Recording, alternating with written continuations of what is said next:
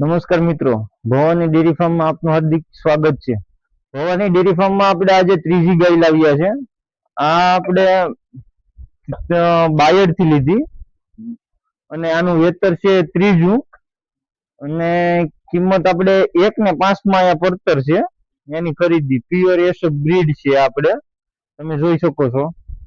અને અત્યારે આ સાલમાં 14 લીટર દૂધ છે અને નીચે વાસડી છે। ત્રીજું આ વેતર છે ને આપણે લાવવામાં છે ને 8,000 નો ખર્ચો આવી ગયો ગાયમાં, એટલે આપણે 1 ને 11 માં પડતર છે। અહીંયા સડાવવા ટાણે થોડીક ધ્યાન રાખવી ગાડીમાં કે મતલબમાં બે ગાયો હોય તો એકાબીજાનો આસળ બાસળ કે કઈ છીપાઈ ન જાય કે એક ગાય બેઠી ગઈ હોય તે ઓલું ન થાય।